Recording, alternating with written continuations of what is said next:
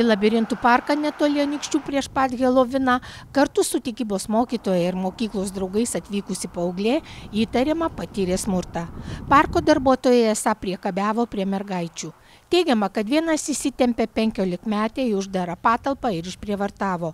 Jos draugė atsipirko mėlynėmis ir išgąsčiu. Taip žurnalistams pasakojo nukentėjusios mergaitės mama.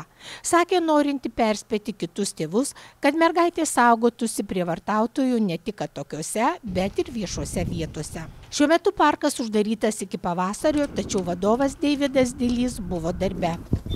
Žinokit, nieko nekomentuosiu, nes kol vyksta tyrimas, tiesiog negalim nieko komentuoti. Nefilmuokit, ačiū labai. Nesuprantama ta dalis neviešinimo yra, kad ta įkūrėjų, savininkų šito parko tyla, jiems turėtų būti labai neramu, mes negirdim jų pozicijos ir iš tų skurdžių įvykių, kuriuos mes žinom, tiesiog net galbūt peršas tokia išvada, kad tai gal ne pirmas kartas, nes vis tik toks užtikrintas elgesys, ten pasiskirstimas rolėmis ir toks įžulumas, bet tiesiog bekraštis įžulumas, jisai verčia galvoti, kad galbūt jau tai buvo išbandyta ne kartą. Tai vien todėl aš manau, kad pačiam parkui, kad ir kaip nemalonu, kad ir kaip nesmagu, reikia prabilti, reikia paaiškinti visuomeniai. Paauglės mama taip pat skundėsi, kad iš pradžių negalėjo dukrai gauti pagalbos.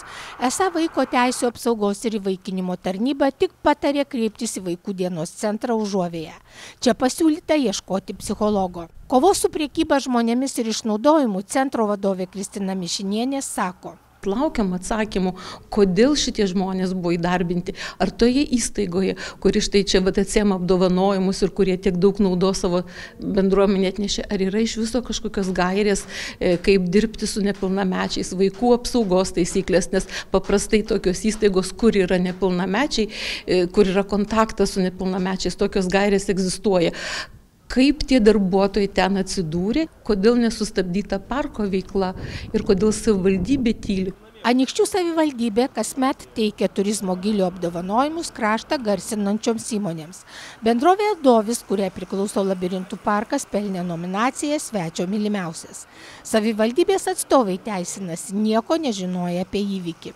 Tačiau net ir paaiškėjus skandalingai žiniai, nominacijos nesiruošia atimti. Ta nominacija išrinko gyventojai. Tai buvo visiškai atiduota gyventojų balsuotojų rankas. Ir, jeigu jau įmonė, sakykime, jautė, kad kažkas yra blogai, tai galėjo patys atsisakyti, bet jie to nepadarė. Tie prizai, tai čia yra toksai dalykas, tai yra už ilgalaikį darbą, o vienas tas deguto šaukštas turbūt čia dabar sugadins labai daug, jeigu tai bus teisybė. Vicemeras sako skambinęs parko vadovui, tačiau šis išsigynė neva nieko nežinojęs. Jiem buvo tokia pati staigmena, tai iš tikrųjų nemanau, kad savininkas galėtų norėti, kad kažkas panašaus būtų, iš tikrųjų tai yra žmonės, darbuotojai, įtarimai pareikšti turbūt darbuotojai, bet mes, sakau, oficialiai nieko nežinom, o Dilys sako, man tai yra didžiulė reputacinė žala. Dėl šio įvykio Utenos policijoje pradėtas ikiteisminis tyrimas. Tačiau pagal nepilnamečių apsaugos nuo neigiamo viešosios informacijos poveikio įstatymą informacija neteikiama.